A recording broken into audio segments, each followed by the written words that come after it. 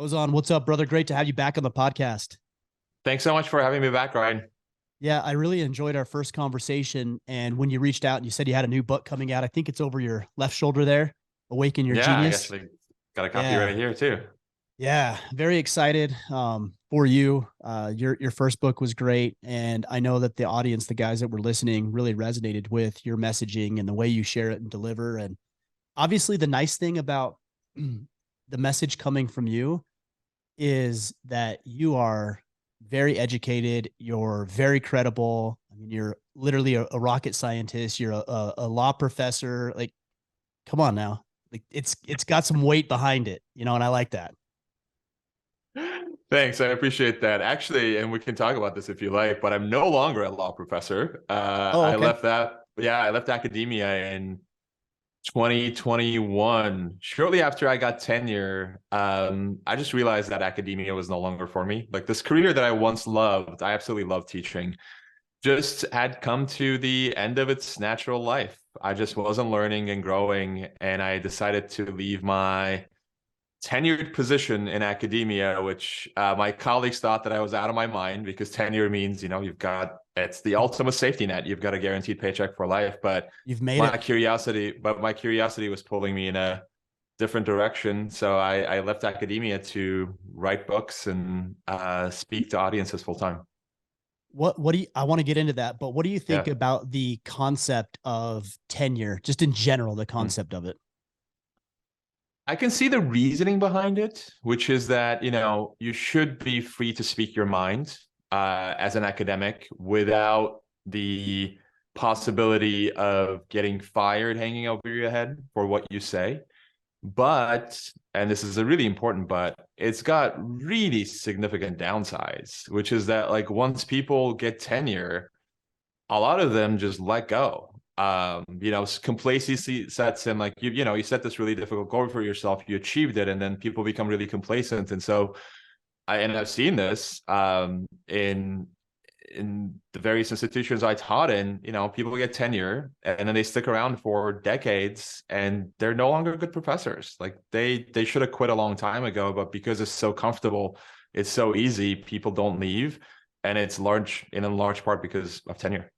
Yeah, interesting. I I personally, from the outside, I've always just taken issue with it because Yeah. of what you just said, that it's no longer about your performance and the way that you Right. show up. It's more about protecting your own, to a degree, is the way I viewed it. Again, I'm looking at it from the outside looking in, but I had never considered that it is beneficial in that it allows some protection of speech. It seems like in academia that the opposite is actually true, that if you happen to stand on the wrong side of the aisle, you will get blasted and ostracized more so than any other time, I imagine, in the world of academia, because the whole concept to me is to explore ideas.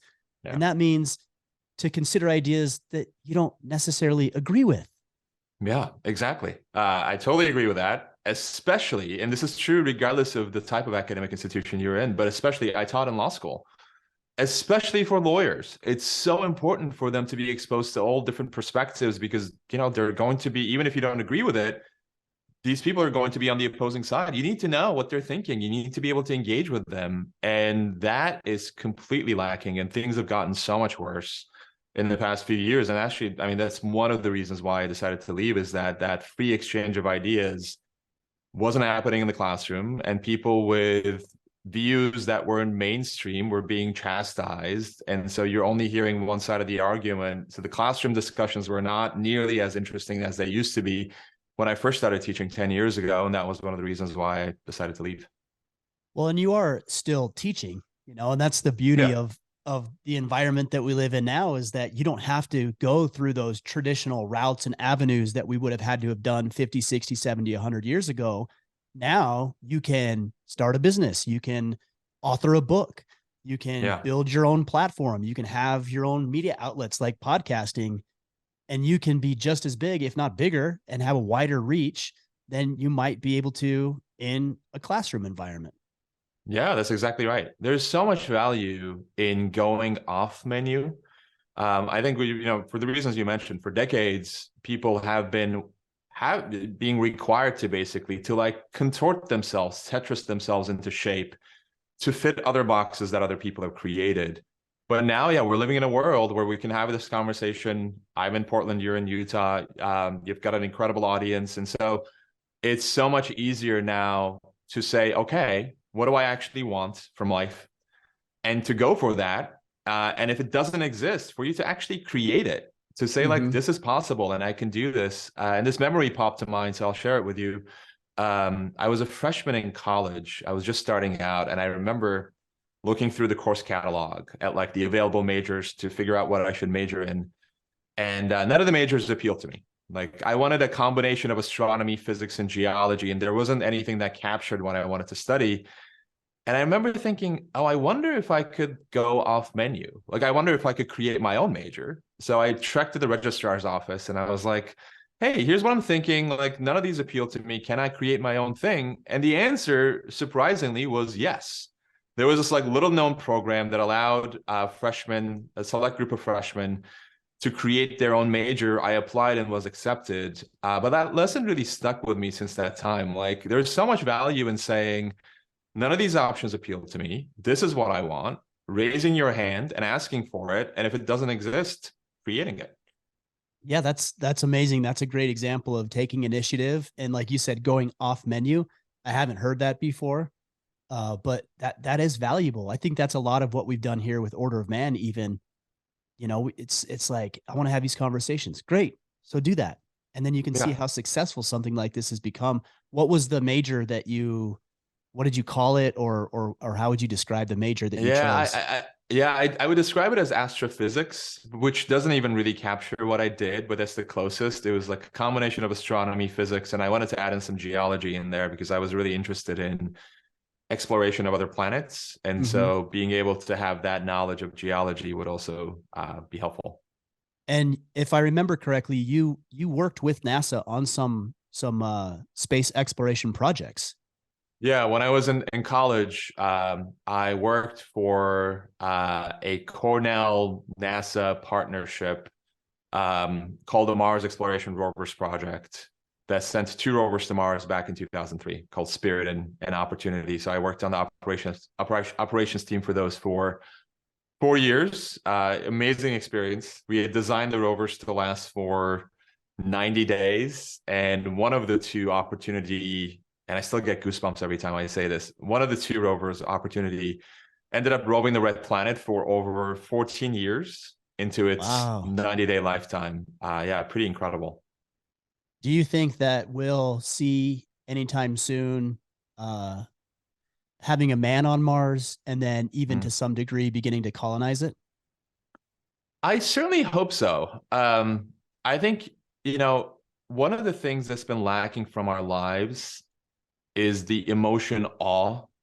Like, there's anxiety in the news, there's stress at work. People are really starving for awe. And if you look back at like the Apollo program and how people felt in the 60s, especially when Neil Armstrong landed on the moon and took his giant leap for mankind, everyone was captivated by awe. And everyone's, I think, in terms of what they thought they could achieve in life, that bar was raised a little bit because we really did the impossible.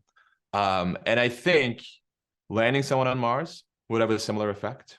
So I'm rooting for that, in part for that reason. 2, it also, helps development of these ancillary technologies that we can then use at home.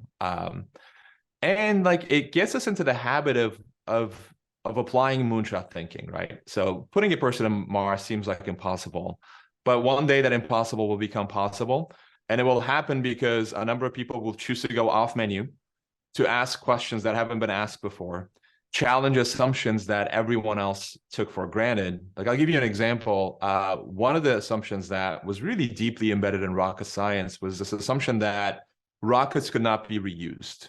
So rockets that delivered their cargo into orbit would burn up in the atmosphere or plunge into the ocean, requiring an entirely new rocket to be built. Now imagine for a moment doing that with commercial flights. Like, I'm in Portland right now. I fly to Utah where you are. People deplane, someone steps up to the plane and just like torches it, just lights it on fire. Sounds ridiculous, but that's what we did for rockets for decades. And actually, the price of a modern rocket is about the same as a Boeing 737, but commercial flights are so much cheaper because airplanes, unlike rockets, can be reused over and over and over again. And so SpaceX is on their way to changing that, though. We Right. now have a landing pad next to the launch pad at Kennedy Space Center, and it's in part because they have this really audacious goal of landing people on Mars one day, colonizing Mars one day, at a fraction of the cost that it would normally take. And so it's forcing them to go off menu. It's forcing them to question assumptions, and it's forcing them to reimagine the status quo in ways that are now they're on their way to bringing the cost of spaceflight by a factor of like 40, which is pretty incredible. It is. You said that a modern rocket ship is about the same cost as a modern Boeing 747. Is that Yeah, that's modern true? rocket. Yeah. A modern rocket, yeah. Yeah. That's I would never have imagined that. Yeah. Yeah. Yeah, but just I the mean, fact that they've you can gotten a lot reuse it. cheaper. Yeah. Yeah. Well, I think that speaks to your book too, is awakening your genius. You talk about people living in this status quo, just kind of getting by, overly sedated, but yet like bombarded with nonsense and information that doesn't matter. And we've just turned into almost like living zombies, it seems like. And Yeah. I know I was there in my financial planning practice. That was me. I was very successful in my financial planning practice. Family dynamic was pretty solid. Income was good. And yet I hated it. Yeah. I was kind of miserable. I was like, I'd get calls from clients and I'd look at the phone and I'm like, I have to talk to this person about these things. And it wasn't that person necessarily. It was the conversation I didn't want to have. But that's pretty much describes just about everybody, it seems like. Yeah, exactly. And I'm curious, what prompted you to leave? Well, I was a fiduciary. So in the financial world, if you're a fiduciary, you have a obligation, a responsibility to do what's in your client's best interest. And when I make agreements, I'm serious about those agreements. So as I agreed to be a fiduciary, not all financial people are fiduciaries. I was, because of the licensing I had.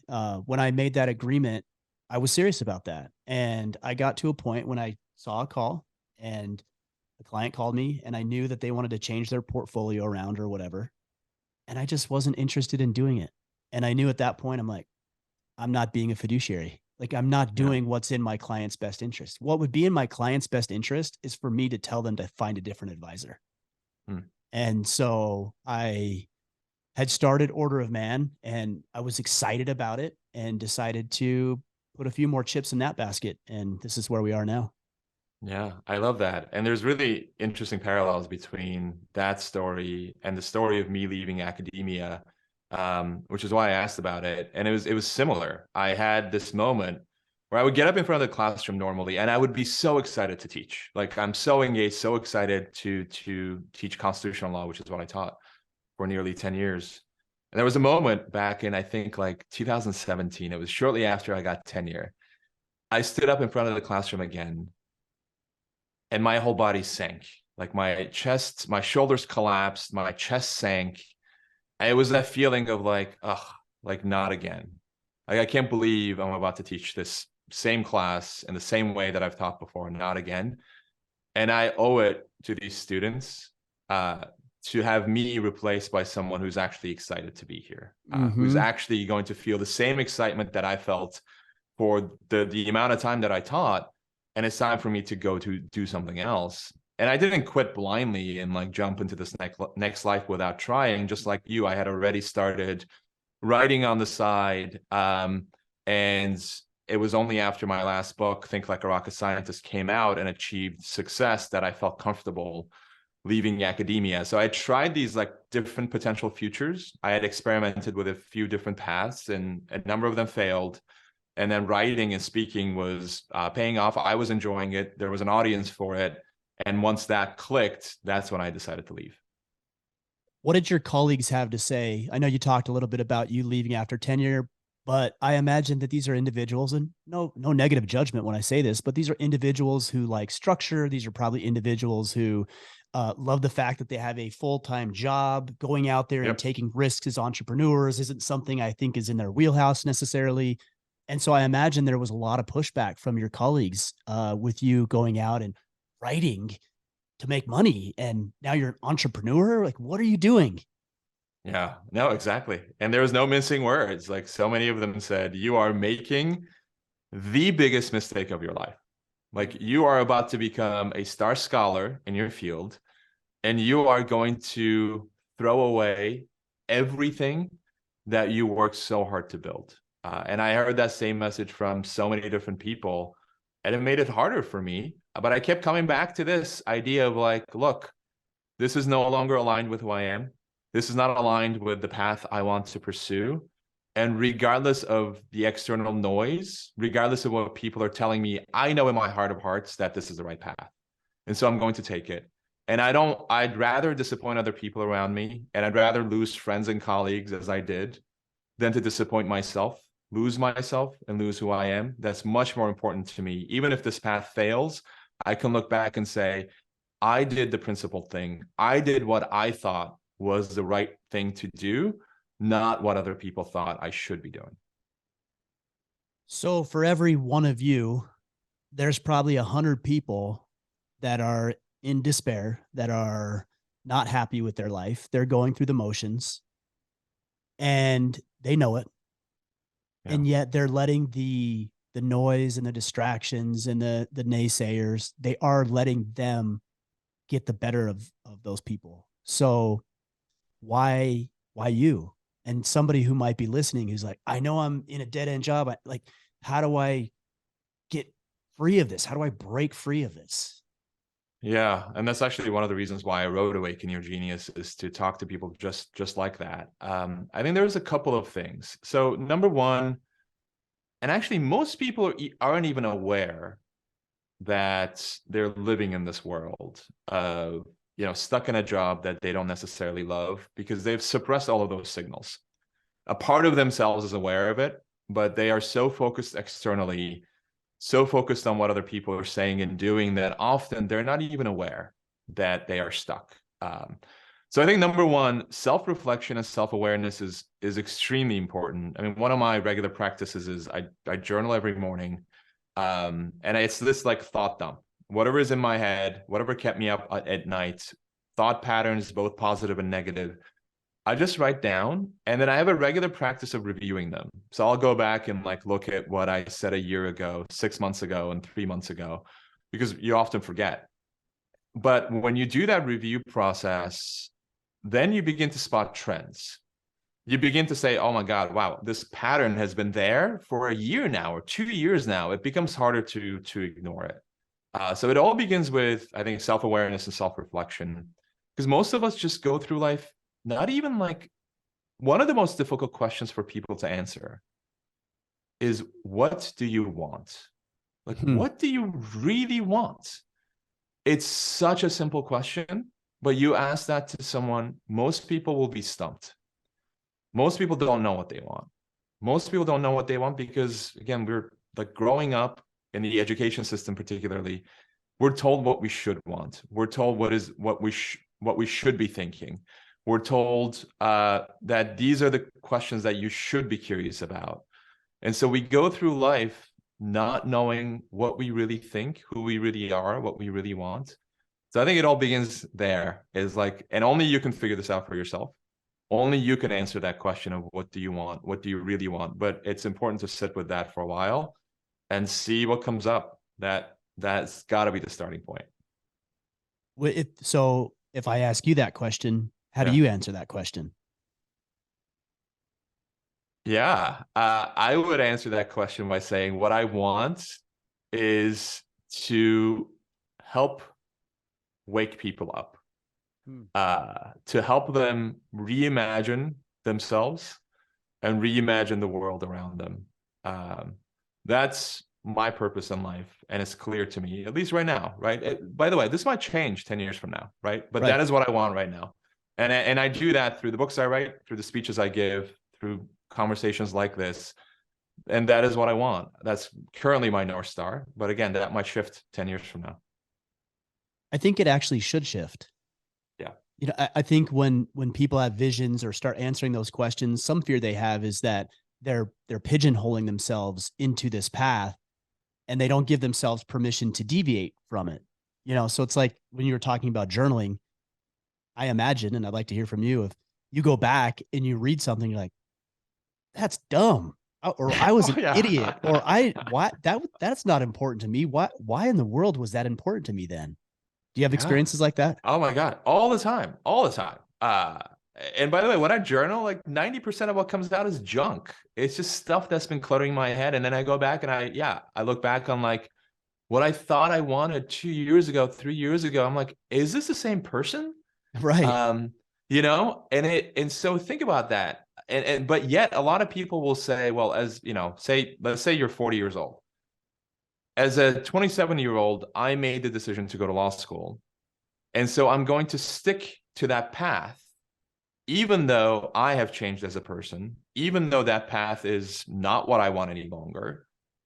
You have so little in common with the 27-year-old version of you. So then why should you stick to the choices that that person made? Like those were the choices you made back then. It's a different person. You're a completely different person now. So you should be able to pick a different path forward. There's this Buddhist parable that I share in Awaken Your Genius about this man who has to cross this raging river. And so he builds a raft. He gets on the raft. He crosses the river safely to the other side. He then picks up the raft. He walks into the forest and he's trying to walk, but the raft keeps snagging in the trees and like impeding his forward progress. But he refuses to let go of the raft. He says, I built this. Like it saved my life. I'm not going to let it go. But to survive today, he has to let go of the raft that saved his life yesterday. And I think of ourselves in the same way too. Like the career choices we made that brought us to where we are today. The relationships that brought us to where we are today. Patterns of behavior that got you to where you are today. Some of these will not only stop serving you, but will actually be like the raft in that parable and will start getting in your way. And unless you drop them, unless you examine your life and say, okay, what rafts am I carrying around that served me well in the past, but they're now getting in your way? You're going to get in your own way and will impede your forward progress. There is so much value in letting go of things. I think people tend to focus on like, what can I add to my life? What else can I do? But we don't ask the same question with subtractions. What can I let go of? What can I remove? Because there is birth and death. Like life lives on lives. And there is so much value in saying thank you to that raft and letting it go and letting what's dying serve as fertilizer for what's coming alive. Yeah, that was one of the most intriguing parts of the book is because very rarely do people talk about, I think it's, if I remember right, it's titled that part is the death, right? Yeah. Mm-hmm. And Yep. very rarely do you see these types of self-development, self-help books talk about the death and letting things go and getting rid of that. It's always do this and do that and use this Right. structure and use this system, which is good, but you got to make room for that. One of the hard things, or one of the things that I struggle with, and I alluded to it earlier, when I make a commitment, I mean that. Like I didn't make that commitment flippantly. I actually meant it. And even if I didn't mean it at the time, because I made the commitment, I feel bound and obligated to follow through with it, which has served me well in a lot of ways. But also I have a hard time letting things go. Yeah. I have a hard time letting the relationships go that no longer serve its purpose. I have a hard time letting go of even certain activities that I know are not good for me. I have a hard time because I don't know if it's just stubbornness or just loyalty or somewhere in between. I don't know what it is, but that's a really hard thing for me to do. I imagine it is for a lot of other guys as well. For sure. Yeah. And I think it's also partially because we hear this message of like, uh, quitters never win, winners never quit, grit, perseverance, all of which is important. And some people need more grit. Some people need more perseverance in their lives, but other people need less in some areas. Like other people need less grit. Other people need to quit things that are no longer working for them. because trying to do the same thing over and over again and not succeeding uh, is a sign that maybe you shouldn't be doing that thing, or a commitment you made to, say, becoming a lawyer 10 years ago or becoming a financial planner 10 years ago may have been the right commitment and the right choice at the time, but it is no longer. And the only way to figure that out is to do that self-reflection that we talked about, and also say, look, like, that was the right commitment to make at the time. So it's not like you made a mistake, right? Like, that was the right No, decision to make at the time, but you're a different person now and you want to go in a different direction. And there's so much value in honoring that too. I don't. So I've done, I don't know, 440 podcast interviews, I think, at this point. I don't think I've ever heard anyone say some people need less grit, but I don't think you're wrong. Like, I actually think it's just hard headedness at some point, and it's not helping you and it's not helping other people around you. I'm processing this as I'm saying it, because this part of the message is for me. So I'm processing this right now. So one thing I get hung up on at times is, you hear a lot about self-reflection. You need to reflect. You need to reflect. Yeah, But and I agree with that. But I think sometimes it gets stuck in the reflection process. for sure. And so, cool, you've reflected. Awesome. Yep. How do you take that out of your head or off paper and actually apply it in the real world? Yeah, great question. And I think the next step, so after you've done some self-reflection, the only way to figure out what's going to work and what's not going to work, the only way to figure out whether you're truly going to enjoy something and not enjoy something, it's not doing pros and cons lists. It's not thinking and thinking and thinking. It's actually going and doing the thing. So experimenting, like a curious scientist might. So I'll give you an example from my life. When I decided that academia was no longer the path for me, I took a while, actually. It was probably 2 years where I experimented with different potential futures, right? And I'll share with you what I did. So writing and speaking wasn't the first path I picked. Initially, I was like, oh, I'm a law professor. I did really well in law school. Law students really struggle because there's no guidance to them on like how to do well on finals. Let me create an online course on tailored towards law students on how to succeed on their final exams. Um, did not love putting it together, and it didn't find an audience. Like, it was a failure. It just, a couple people bought the online course, but it just never took off, even though I tried really hard. So that experiment failed. I tried then coaching. So I was really into productivity at the time, and so I started this coaching business on the side, helping attorneys who tend to be extremely busy and frantic get their lives back. So help them be more productive. Also did not enjoy that. I did actually have some clients. I feel like if the voice inside of me said, oh, grit, perseverance, you need to keep walking this path because you started it, and ignoring the signals coming from within me, which was like, this is not the right path for you. Like, talking one-on-one with someone for an hour and then hearing the same problems over and over and over again from the same person, and you can tell they're just not going to change because they're so stuck in their world, is not for you. And even though that was relatively successful, I ended up ending that experiment because it was clear it wasn't aligned for me. So then I tried writing. I started a blog and I had a podcast at the time. And I really enjoyed writing. And then an audience started to form. People started to share what I wrote. And then that grew and grew and grew, and eventually culminated in a dream book deal. The book came out in 2020 and did really well. And that gave me freedom to say, okay, like, this is the path. This is definitely what I want, because I'm alive when I write and speak to people about these topics, and there's an audience for them. That experiment succeeded. I now feel comfortable leaving academia and going down this path instead. But I only found that out by actually going out into the real world and trying and seeing what works and what doesn't. Yeah, that's powerful. You and I actually have a lot of similarities, because this podcast was born from another podcast. So people will often say, oh, Ryan, you have a great podcast and it's been successful, and I want to have a successful podcast. I'm like, well, this isn't my first go around either. I had another podcast before this. It was called Wealth Anatomy, and it was a podcast dedicated to giving medical professionals, because that was mostly my clientele, financial advice. So it's called Wealth Anatomy. And I did it to build another marketing component of my business to pick up new clients, and realized very, very quickly, I loved the medium of podcasting. I didn't love the conversation. Yeah. So I think I did 20 plus episodes, somewhere right in there.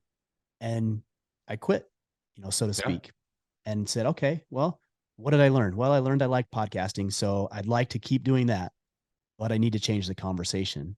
And that's it. That is a moment where, contrary to what I just said a minute ago about quitting, that is a moment where I was wise enough to say, okay, I'm not going to bang my head against the wall. Let's pivot and see what we can do with that. Yeah, I love that example. And I'm going to say two things. Number one is you mentioned learning, which is so important, right? So for a failed experiment, it's so important to look back because it's not a waste of time. Like you're going to learn, and failure is never a waste if you learn something from it.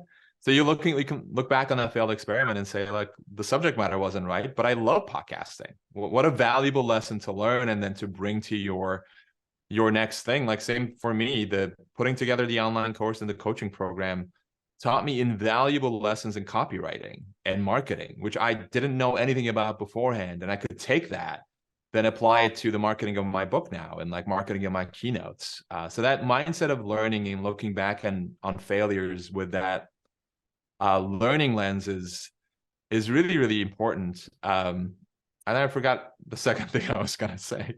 So we'll leave it at that. But yeah, but that's a really important reflective lens. I'm actually really glad that you used the term failure. And a couple of times as you were sharing some of your stories, you said, I failed at that. And and I already know people on it like, well, you didn't fail because you learned. I'm like, well, you learned, but you also failed. Yeah. And I think that's okay.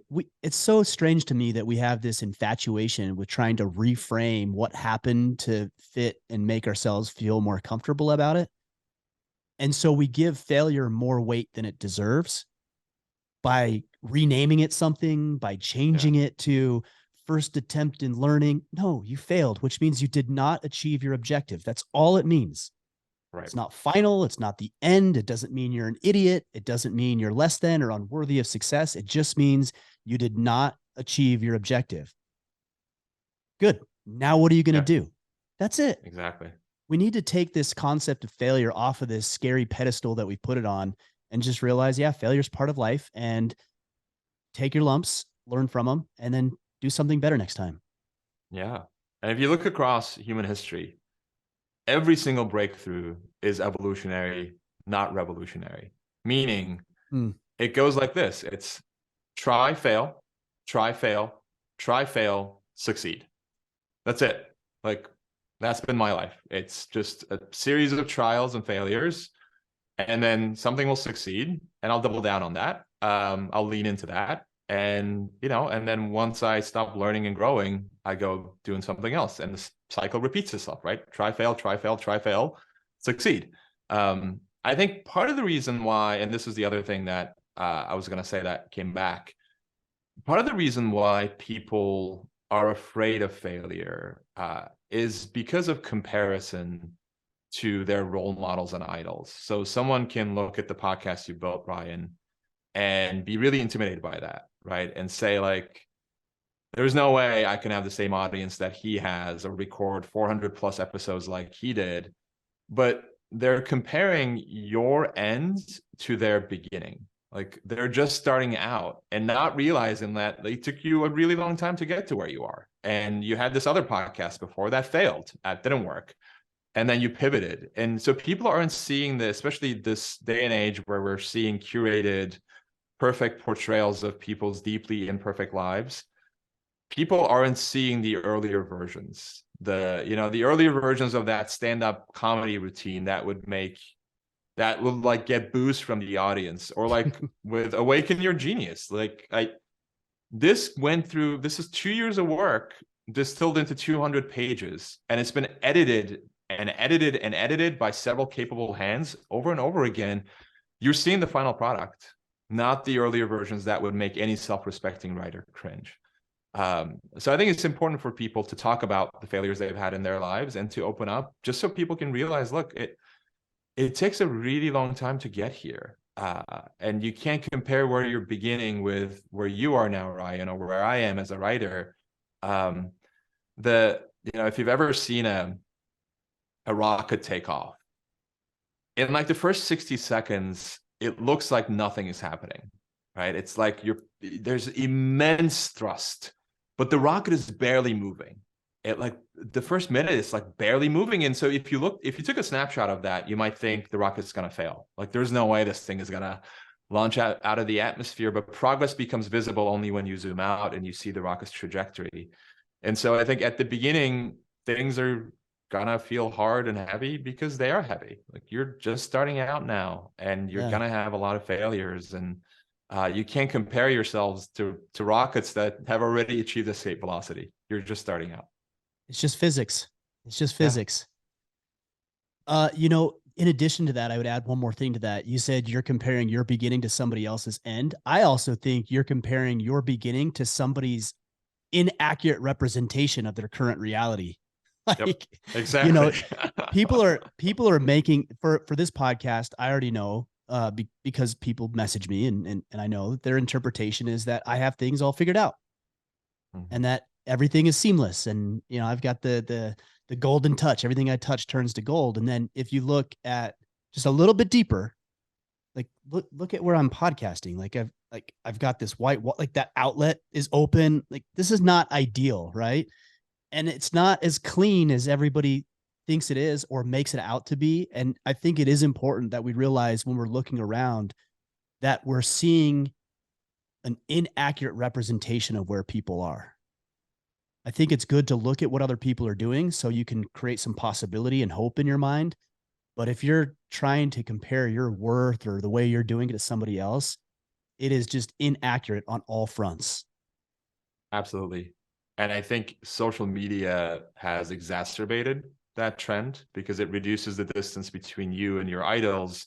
And so, as you said, Ryan, not only are you comparing your beginning to someone's end, but you're actually comparing it to someone's inaccurate representation of the end that you're being exposed to over and over and over again. Every time you pull up Instagram, you're seeing that inaccurate representation. And so then it's creating this message in your mind of like, oh, like they've got it all figured out. Everything they touch turns to gold. There is no way I can have what they're having. And so one of the things I talk about in the book is I call detox, but really being intentional about what you expose yourself to, the frequency with which you expose yourself to it, social media being one of them. And like from my perspective, it's not because I'm not active on social media. I do have a social media profile, but I just don't post anything. And it's not because of discipline that I figured out like, okay, this isn't, I'm going to stop myself from doing this. It's by being aware that anytime I go on Twitter, it makes me neurotic. Or anytime I go on Facebook, it makes me feel like I'm reliving the worst parts of middle school. Or like Instagram usually makes me feel less than. And so if you do an experiment and say, okay, like pause this conversation for 10 minutes, go check your favorite sources of distraction and then come back. How do you actually feel? Like check in with yourself and how do you feel? Do you feel alive and excited and energized? Or are you feeling this low level stress and anxiety that's like lurking in the background? And in many cases, that's what happens with me. And so knowing that that's going to be the effect of me reaching for my smartphone and scrolling for a half hour, it just becomes easier to dial down and focus your attention on what actually matters. Look, before you said that, I was going to say the exact same thing. I've been a lot less active, specifically on Instagram is where I spend a lot of my social media time, but I've been a lot less active.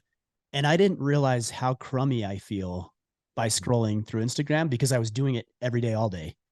And because I do it less, and some days I don't, yesterday, I don't even think I got on there at all. I do it less. And so I noticed that when I do actually get on social media, very quickly, anxiety goes up, comparison goes up. I feel like I'm not accomplishing things. I feel less than, all because of this little device that we are conditioned to use. And I didn't even know how horrible it was. It's like somebody not drinking alcohol They drink and they drink and they drink and they drink and they get so accustomed to it and they stop drinking and they go have another drink and they're like, that is horrible. Right. Yeah. It's poison. And the only way that you can realize how horrible it is to detox from it for a while, because you've become accustomed to feeling horrible and you think, well, this is just life. This is just how people feel. No, it's not normal. You should not feel like that. Something is making you feel like that. And in this case, social media is the culprit. Yeah, exactly. And also ask yourself, like, when I reach for my smartphone, it's usually because, like, what am I trying to do? What need am I trying to fulfill? And it's usually some unmet desire for excitement, adventure, novelty, like something that I can be, yeah, excited about or energized by.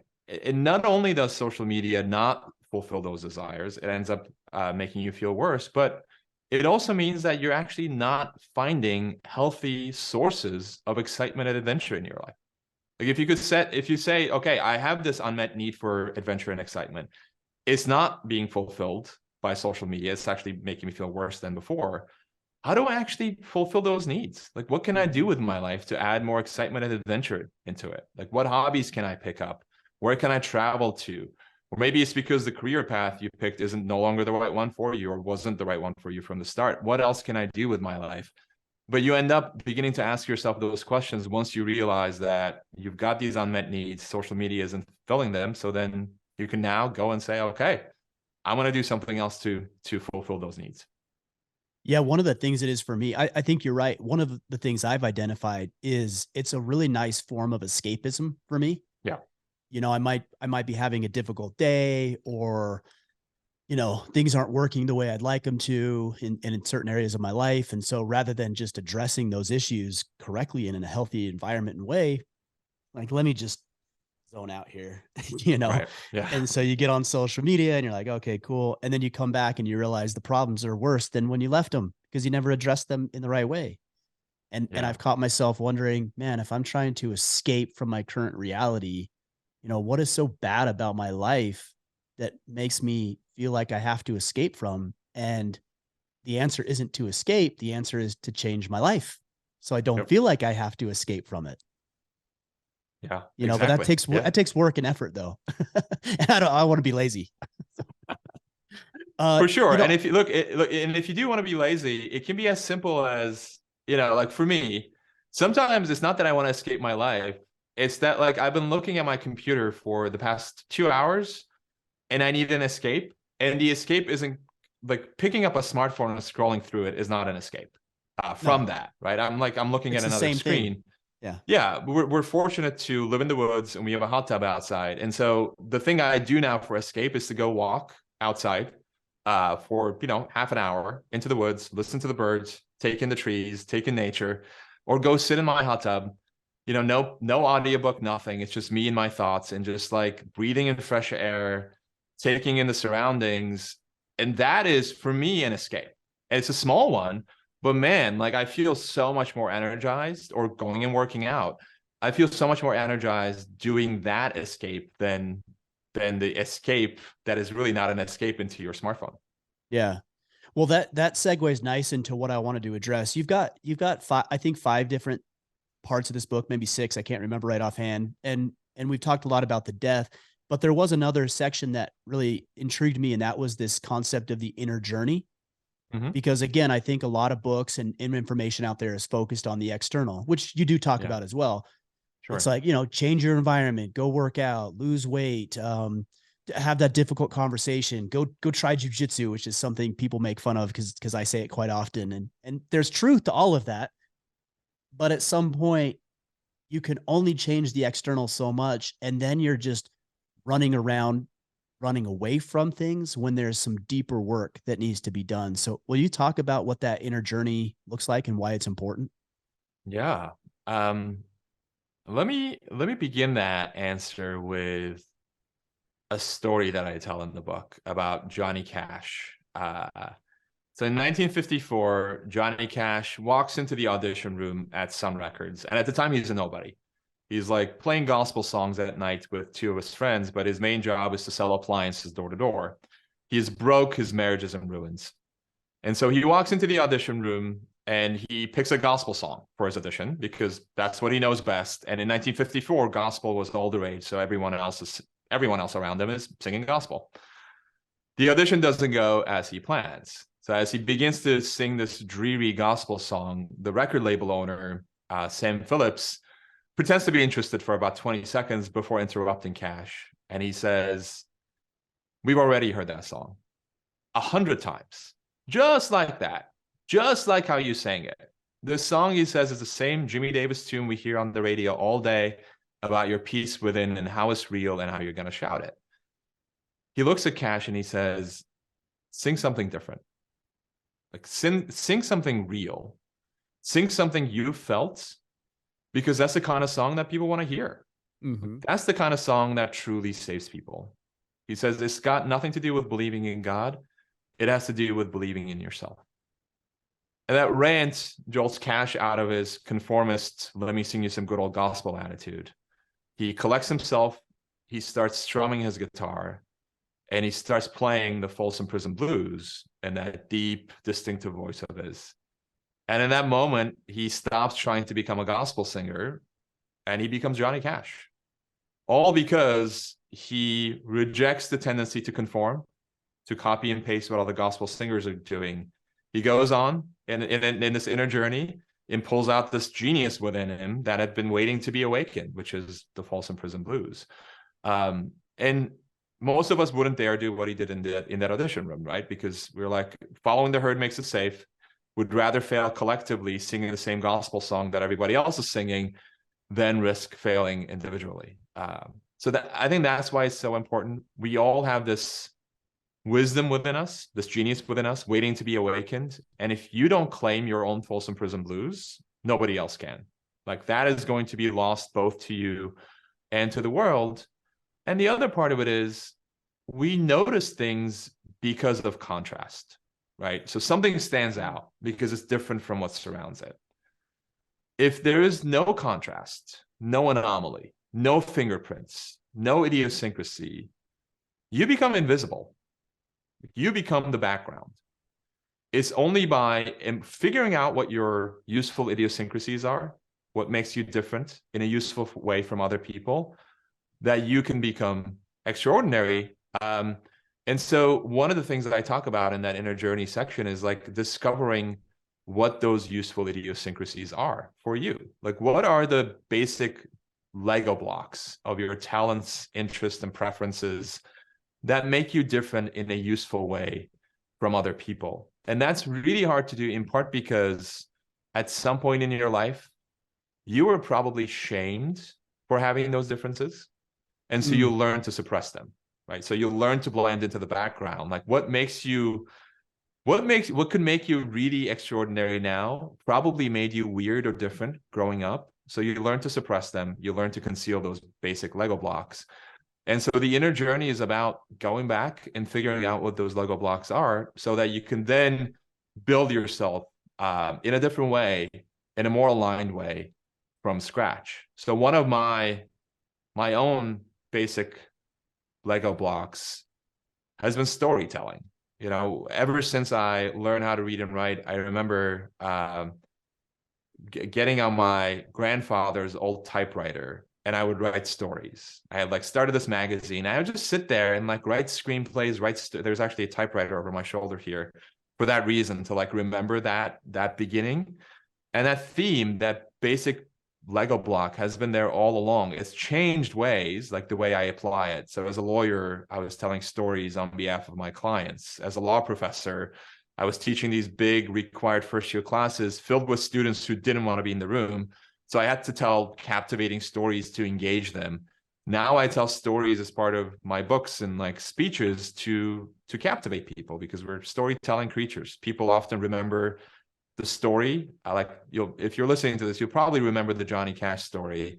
You might forget like the principle behind it, but you'll remember the story, which means you'll remember as a result the idea behind it. And so the way that I create, or the recipe, has changed over time, but the ingredients, storytelling, has remained the same. So then you can, once you figure out what those Lego blocks are, you can like build different things with it and explore potential futures, which becomes really fun. Are there some ways that you would suggest somebody do that? Because, I think about the success that we've had. I know that I'm different. Like I know there's something about the way that we're showing up or our messaging or something that I'm doing is working, because I look around and I see a lot of similar things that aren't having the same level of success that we are. So I know there's something different, but it's hard to put your finger on. Yeah. I can't tell you what it is. I can't say, well, it's because of this. And I don't know why it is, but I know that it exists. So how does somebody discover that and start to figure out what those, you call them Lego blocks, are for themselves? Yeah. I talk about a number of different ways in the book, but one of them came to mind. So I'm going to share that. You ask other people. You ask Hmm. other people who know you.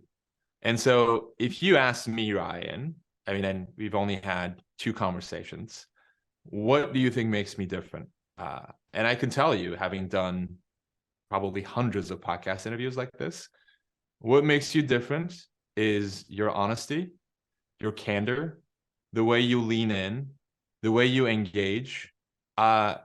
Like I again, I've done so many interviews, but I remember my conversation with you because of that. And that's my perspective. And different members of your audience might have different reasons for tuning in. But asking other people who have engaged with you before, like, what do you think makes me different? What do you Hmm. think? What am I bringing in here that others aren't? They'll be a mirror for you, so they'll be able to point out what you might miss. And so, asking your friends, your partner, your significant other, whatever it might be, that question is a really powerful way of identifying some of those Lego blocks. Yeah, I think it is interesting. Years ago, I was 18 or 19 years old, and I was about to go to basic training, and I was training with some of my guys in the National Guard before we went to basic training. And one of them gave us some really poignant advice for the situation. And he said, just blend in. Hmm. You don't want to fall behind. You don't want to pull too far ahead. And that's what I did. And, me and a couple of buddies who got that advice and followed that advice were pretty successful with basic training and in the military in general. And I think that's really good advice if you if you want to train people to follow orders and to Yeah. follow the status quo and to look the same as everybody else and do it all the same way and standardize the process. I think that's really good advice if that's what you're after. But I realized very quickly, I don't want to blend in. Yeah. I don't want to do it like everybody else. I want to stand out. And the reason I want to stand out is because I want to serve people. You go back to the question about what do you want? I've been thinking about that for myself. Like I don't know that I've ever asked that or answered that. And I think as you were saying that, the thought that came to me was I want to raise righteous and capable kids, and I want to help men with their lives. That's it. Like if I Yeah. take everything else away, that's what I want to do. And there's a lot of ways that I can go about doing that, and a lot of things I need to do for myself in order to be capable of doing that. But I think if you start with that, then you can start thinking about how you're going to do it differently than everybody else and go in a different vein. But there's also a problem. I was going to ask you about this. There's also a challenge in that you can blaze your own path, and I think there's value in that, but also there's the concept of not reinventing the wheel. So how do you justify that dichotomy? You think about it in with physics. It's like, okay, well, there are certain principles that we should follow, but we don't know which ones they are and which ones we can bend the rules a little bit on, right? Yeah. Yeah, true. I think, it all goes back to experimentation, trying, right? So you can say, okay, I'm going to, so let's take your example for it. Podcasts were around when you started your podcast, right? And so you're taking something that's been done before, or like for me, books have been around for a long time. So I'm going to write a book, but I'm going to do it the medium is there. And I'm going to pick a medium that people have been, using for thousands of years, but I'm going to do it in a different way. I'm going to do it in a slightly different way that's true to who I am, that leans into my useful idiosyncrasies than other books out there. So this book is actually very different than my last one. The chapters are shorter. There's so much more storytelling in the book. There's actually some poetry in the book too, just because I was like, oh wow, like I can make this point with a 5-line poem that's going to be so clear, so much more easier to understand than a 10,000 word chapter. I could have said to myself, oh wow, like you're not supposed to do that, you're not a poet, you're not this and that. I'm like, you know what, that came up, and it resonated with the like the reviewers of the book. I was like, yep, that's going to end up in the book, even though that's not what the author of a serious nonfiction book is supposed to do. Right. So You you're got to hit those blending word it. counts. Yeah, exactly. You're blending it, you're taking what's worked before, same medium, but you're adding your own voice, your own genius, your own useful idiosyncrasy to it. Yeah, it's powerful. Well, I wanted to ask you about one other concept because this one really resonated with me, and it's in the section of the outer journey, and you talk about detecting bullshit. Yes. And I think it's important, obviously, that we detect it and we know what's real and what isn't in other people, but also in ourselves, because we tend to lie to ourselves. So I'm curious what you say about that. Yeah, let me begin with the second part first. So I mentioned I journal on a regular basis. When I first started journaling, it was so interesting. I found myself lying to myself.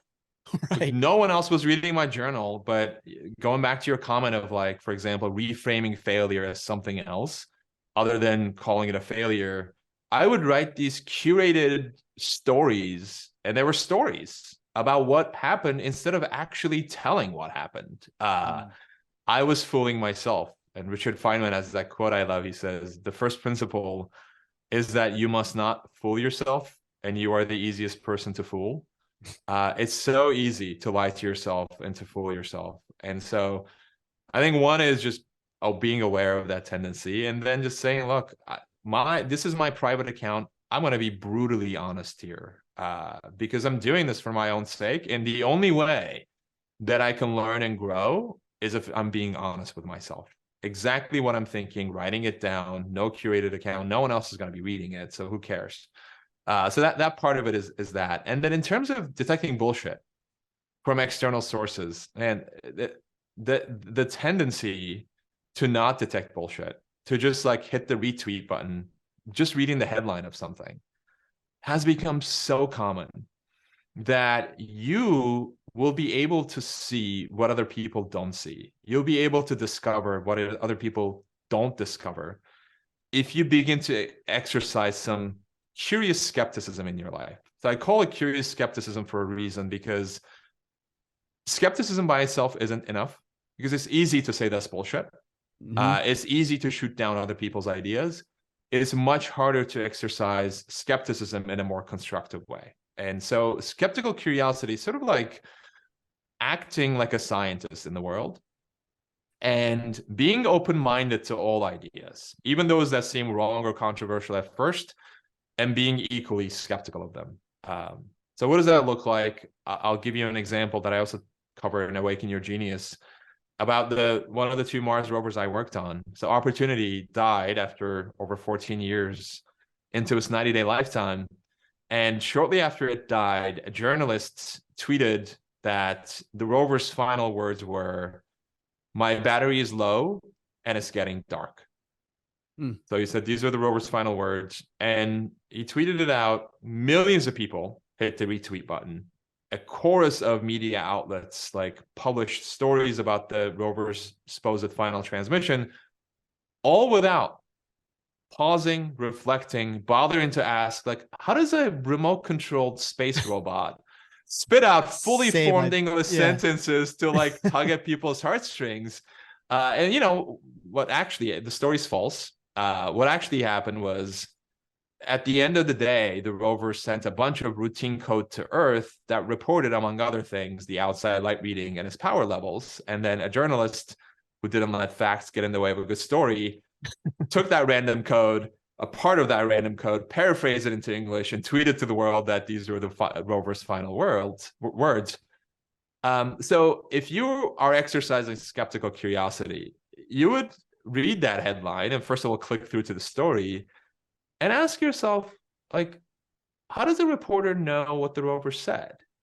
And that will lead to additional questions like, well, how does a Martian rover, communicate with Earth in the first place?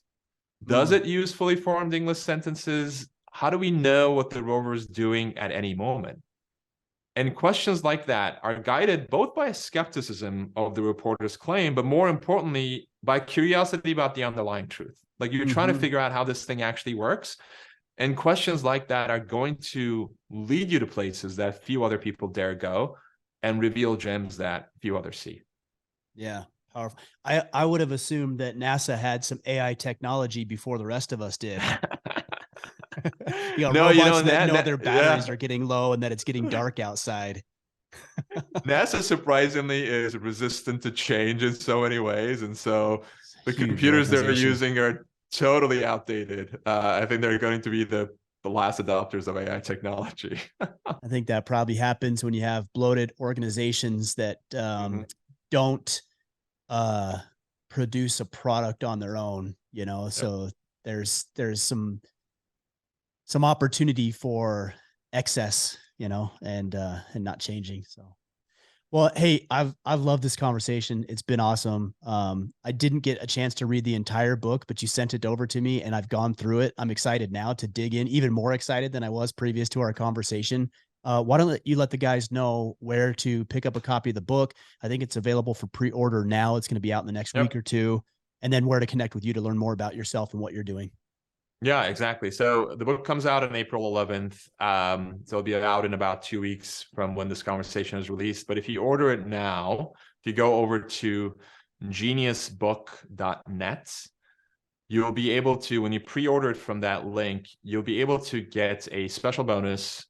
It's a mini video course with 10 life-changing insights from the book that you can watch in less than 30 minutes. And you'll be able to apply those insights in your life right away. So you can get that by heading over to geniusbook.net.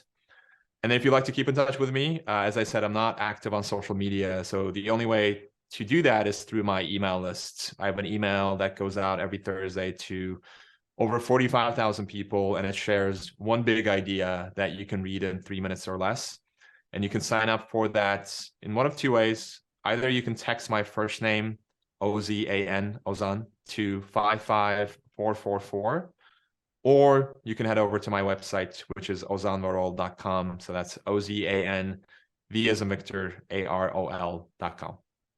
Excellent. We'll sync it all up. Ozan, I appreciate our conversations and your insight. I'm going to apply a lot of this. I'm going to go back and listen to this one, not only because I like the sound of my own voice, but because there's actually some information in here that I need to go into a little bit deeper and apply in my own life. So I appreciate you. Thanks for joining me again. Yeah, thank you so much, Ryan, for having me back. Always a pleasure chatting with you.